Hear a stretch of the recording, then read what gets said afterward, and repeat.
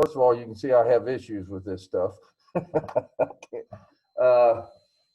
No, we're excited to get the season started. We really are. We think, our players have been doing a pretty good job in conditioning and with the strength coach, and also individual workouts and team workouts with us. So I think we're really ready to get started and see where we're at. All right, we'll open up with questions. First, we'll go to Michael Sussman. Go ahead, Michael. After adding a couple of players to the mix this year, how has the team gelled so far in workouts? And based off what you've seen so far from an identity standpoint, what type of squad do you guys need to be in 2020? Well, I think we're deeper this year in the paint. We added, a junior college player in the paint. Ariel Cummins. We have Blessing back. We have Rochelle Norris back. We have Carey back. We have Esmery back. So I think we're deeper in the paint. Sometimes this year we'll be able to put Esmery out on the perimeter instead of the 4 position, and we'll have decent size. So we'll have more size this year. At the guard position, we have Madison Smith returning, a 2-year starter. We have Kaiser returning, another starter. And then KK Deans has really looked good. And then we've been able to get Jayla eligible, the transfer from Mississippi State. So she'll help us on the perimeter too. And then, we have a couple freshmen I think will be able to contribute also. But I think we're going to be deeper in the paint than we are on the perimeter right now. Next, we'll go to Sam. Go ahead, Sam. Coach, as you mentioned, you got a bunch of new transfers. This offseason has been wild.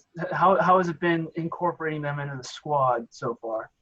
Well, three of them never even visited here before they signed and came. So, that was unique. I probably did a better job recruiting on Zoom calls than I did if they came here. But 3 of them signed and everything. The first day they were on campus is when they came for classes this summer. So, Jayla Hemingway was one of them, the transfer from Mississippi State. And then we had Jasmine Carson, which we are trying to get eligible, a transfer from Georgia Tech. We hadn't got a final on that. And then we had the junior college player, Ariel Cummings, that will help us, and she's eligible. She's junior college. And then we had the freshmen and that type of stuff. But we, they're getting used to things. Defensively, it's going to take a while. Offensively, we kind of added some new stuff. Try to spread the floor a little bit more offensively and a couple more sets. So we've been working on a lot of new stuff, and we may even we play man majority of the time. We may even try to put a zone in because of not practicing a lot and heading into the season with all these new players. So I don't like to play zone. I say we'll put a zone in. I'll probably use it 2 minutes the whole year, but we'll try to put a zone in and maybe try to use that a little bit. Next, we'll go to Kevin Kinder. Go ahead, Kevin. Coaching staff this year, are you starting to split up a little bit, or are people starting to find their roles? That's only been there a couple of years, and obviously, Craig's been around the program, but just in, I think, his second. Does it take a while to get all those things kind of ironed out? Well, it does. It does. It takes, just like players, it takes coaches to get used to our style and what we do and how we want to coach things and how we want to do stuff. So, but I feel very comfortable. Coach Perry, we brought in the experience coach, been a head coach before, very experienced, been associate head coach at a couple places, and played Power 5 basketball, played overseas. So she's very experienced, and so I'm going to have her coaching, dealing with the guards, her and Craig. and then I'm pretty much going to handle the post, me and Coach Shelby. Next, we'll go to John Antoniuk. Go ahead, John. You got to unmute me there. Okay. Okay. I remember when we talked back in the summertime when I visited with you, you said it was going to be one of those deals where you whoever is healthy, I'm going to work with. Are you at least getting some semblance of a routine now? Have you gotten your arms around us a little bit more? Yeah, I'll be honest with you, John. I have become a lot more patient. All right, you got to be very patient this year. We still have one or two. We have one right now is out, still waiting for a result. Didn't test positive, but because of the MRI on the heart and all that stuff, they did additional testing. So she's been out 2 to 3 weeks, and so we're waiting for her to get back. Hopefully, you know that we don't get more positives and all that, and it could change daily. Is my point. It could just change daily. We're getting tested right now every Friday, and we hadn't had any positives for a long time. So hopefully we can keep it that way. But if we do, then it's going to change things again.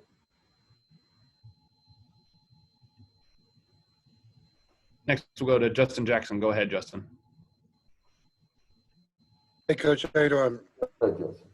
Hey, I missed the first couple seconds there when you were talking. You said Carson was still waiting for a waiver? Yes, we're trying to get her a waiver. We And then Hemingway, has she got a waiver? Or? Yes. Okay, so she has received a waiver and is eligible to play.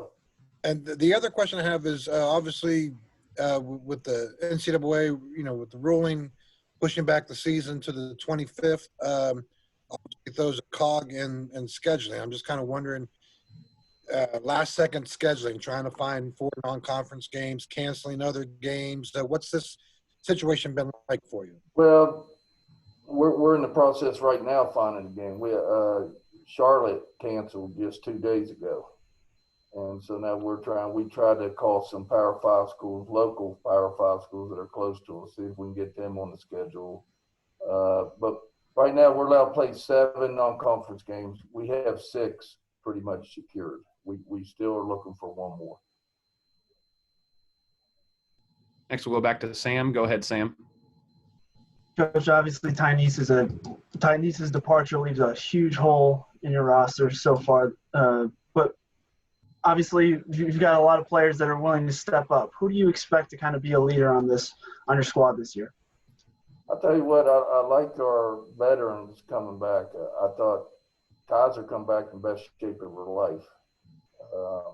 Looks really good. Madison Smith looks good.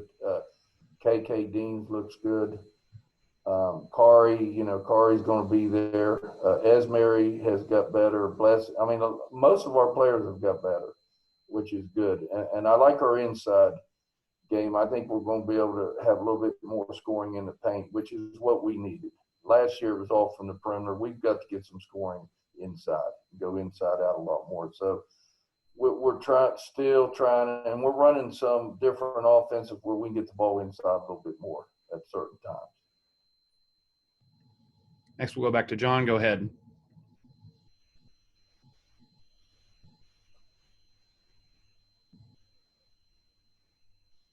I know from reading a little bit on the men's side, they're talking about playing a couple conference games in December. Have you any discussion on the women's side with conference games early? What are you hearing there? Yes, we're definitely playing 2 games.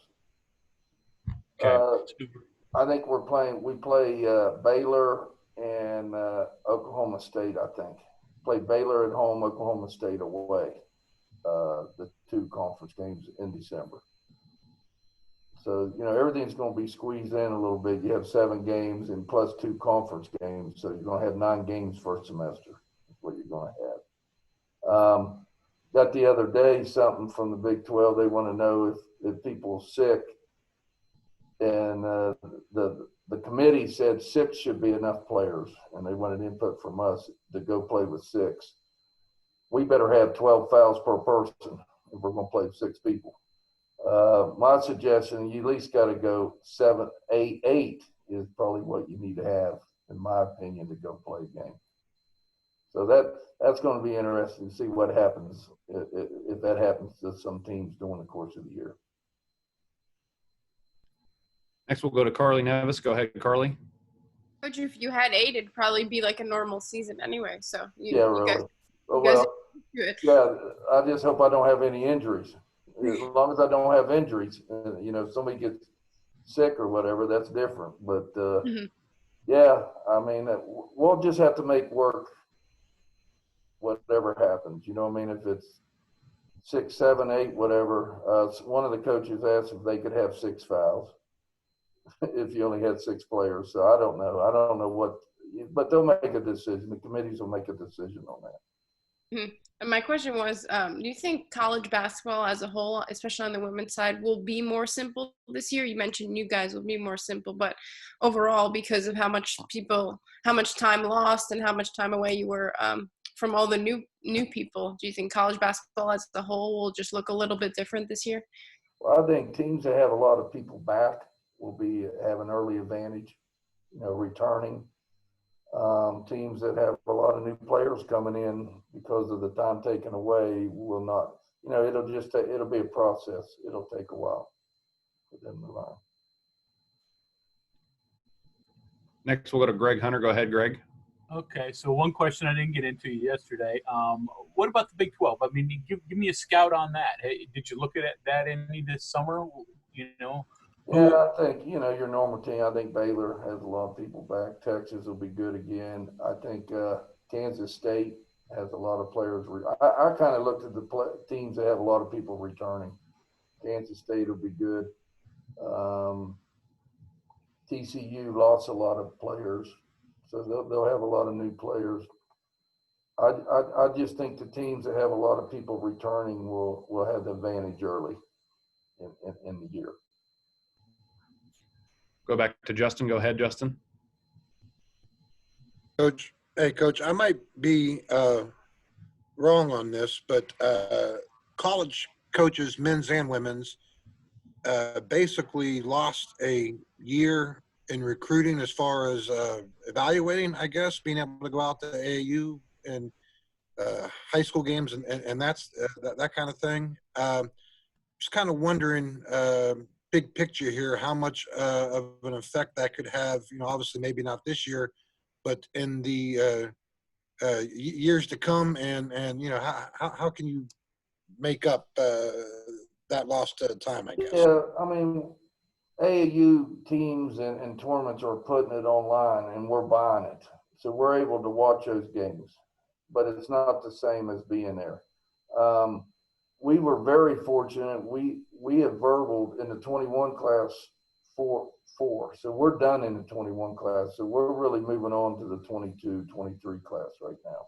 So we were very fortunate. Now, if we hadn't done that, we could be in some big trouble right now in the 21 class. But 21 class, we had a very good class in 21 class will be coming. So we're moving on, but it does affect you because watching film and watching them live and seeing how they react and that type of stuff is a lot different. But, everybody in the country is doing it, so there's no advantage for anybody. Go back to Kevin Kinder. Go ahead, Kevin. Coach, following up with your hires and how you go about doing those, I mean, a lot of times that's because of either coaching trees, people you've, past or been accustomed to. What was the specific with Coach Perry? How did you meet her? And then in general, do you have a way that you approach it when you have an opening of, hey, I've seen these people before, I've coached against them, what are your thoughts in approaching that happens a lot. That happens a lot, Kevin. But her, I've known her and she's been a head coach. I want to get experience in here. I really want to get somebody with a lot of experience in here. We're very young, other than me, we're very young on the coaching staff. So I want to get somebody with more experience and a role model and a mentor for the players. And I think Coach Perry fit all of that. She's been a head coach. She's been an associate head coach a couple places. She played at Mississippi State, coached there some. played overseas. So, you know, she's had a lot of experience, and I've seen her out on the road, how hard she works recruiting, and just a really good person. So I wanted to bring a mentor in and somebody with experience, and we've been able to do that. Go back to John. Go ahead, John. Last one for me. I'm just curious a little bit more about this decision to go to the zone. Behind that, and then two, are your former players going to think you lost your mind? Yeah, absolutely. I just think we're not going to have time. You know, I just don't know if we're going to be able to we'll put it all in. I don't know how good we're going to be at it. So I'm just thinking we better have a backup, and we'll try a little bit of zone, see how it goes. But I'm not a zone person, as you know. I despise zones, and but I may have to go to it some. Would be some kind of gimmick zone, something unconventional, maybe like a 1-3-1, or would just be a standard zone, or what are you thinking? Well, I thought about the old John Beeline 1-3-1. Be honest with you, I mean they used to run that great, and just to give a different look, I thought about a 1-2-2. I want to extend it some. Whatever zone I go into, I want to be able to extend it full court a little bit and then draw back into the half. But I've been looking at all those, and I just can't pull the trigger right now. But I got to pull it here this weekend, so it's going to be one of them zones. But I like the old 1-3-1 and keeping people funneled. The only thing on the 1-3-1, we in the 1-3-1 you funnel to the middle. The ball to the middle, and our man-to-man defense, we funnel the ball to the baseline. Yeah. So now I'm trying to teach 7 new players to funnel in man-to-man to the baseline, and then no, we're in a zone now. You got to funnel to the middle. So it's just going to be interesting to see what happens there. And real quick, have you ever thought about that old 1-1-3 hockey defense, Jody Gardner, that Huggins talks about all the time? Yeah, I've thought about them all. I like to play a 2-2-2. Since everybody's going to get 6 fouls, we ought to be able to have 6 players on the floor. Go back to Justin. Go ahead, Justin. Hold on here. Hey, you had talked about can you hear me? Yeah, I can hear you. Okay, I said I was muted here. I'm sorry. You talked about Kaiser earlier, and obviously, you know, she's one of your 2 seniors that you have, and she's been in the program, obviously, for a few years now. Talk about her coming back in great shape. Do you have that conversation with her about, taking over the leadership position? Is that something you think she would, welcome? And what kind of season do you need from her this year? Yeah, I mean, we need a great season from her this year. I mean, she's has come back in great shape, like I said. I talked to the strength coach. She's first in everything. Out on the floor, she's out there going extremely hard every time. Work ethic is great, and it's contagious. You know, when your best players, they work hard, they're your hardest workers, is contagious to the younger players. So I think we have great, between her, Madison Smith, and KK, the perimeter players are just working great. And those other players need to learn from them. One thing I've liked about this group, like a lot of times, I'll tell the new players certain things, and then they'll go off the floor, and then our veterans are over there telling them, explain it to them too. So this group is really trying to help the other players, and that's good to see. We'll go to Carly Nevis. Go ahead, Carly.